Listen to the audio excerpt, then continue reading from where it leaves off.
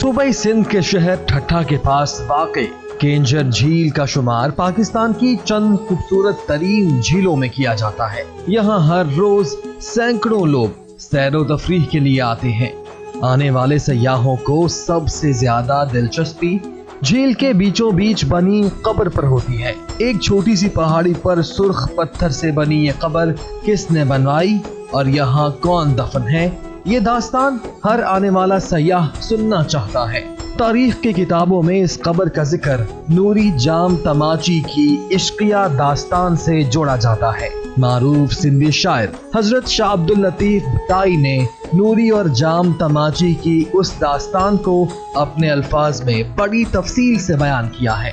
दोस्तों, तारीख दानों के मुताबिक जाम तमाची सिंध का एक मशहूर हाकिम था, जिसके अहद में केंजर झील के इर्द गिर्द बहुत से मछेरे आबाद थे।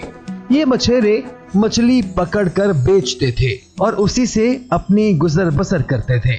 उन्हीं मछेरों में से एक के घर एक खूबसूरत लड़की ने जन्म लिया, जिसकी खूबसूरत शक्ल देखकर माँ बाप ने उसका नाम नूरी रख दिया। दोस्तों, नूरी जब जवान हुई तो अक्सर अपने बाप के साथ झील पर मछलियाँ पकड़ने जाया करती थी। एक दिन हुक्मरान जाम तमाची अपनी शाही कश्ती में सवार होकर केंजर झील की सैर कर रहा था कि इत्तफाकन उसकी नजर नूरी पर पड़ी। जाम तमाची पहली ही नजर में नूरी की तरफ कुछ ऐसा माइल हो गया कि जब वापस अपने महल पहुंचा तो नूरी की खूबसूरत आंखों और चेहरे ने उसका आरामो चैन छीन लिया।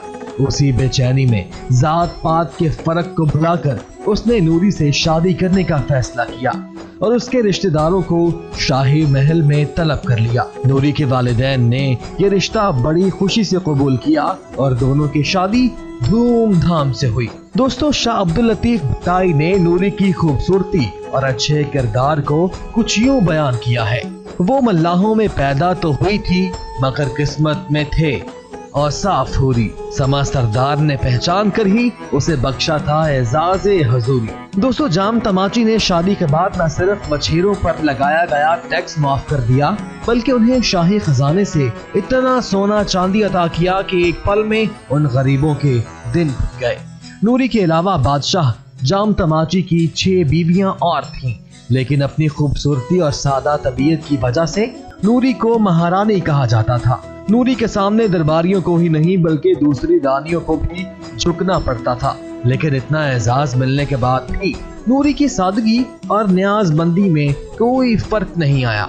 कहा जाता है कि बादशाह के दिल में नूरी के लिए नफरत भरने के लिए दूसरी रानियों ने उस पर यह इल्जाम लगाया कि नूरी महल से हीरे जवाहरात चोरी करके अपने भाई को दे देती है, जो उन्हें लकड़ी के डब्बे में भर के ले जाता है। बादशाह ने नूरी को रंगे हाथों पकड़ने का फैसला किया।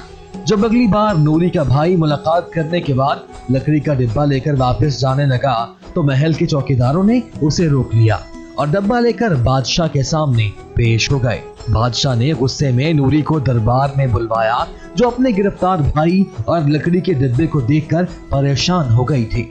बादशाह ने डब्बे को खोलने का हुक्म दिया, मगर वो ये देखकर हैरान रह गया कि हीरे जवाहरात की बजाय डब्बे में मछली के कांटे भरे हुए थे।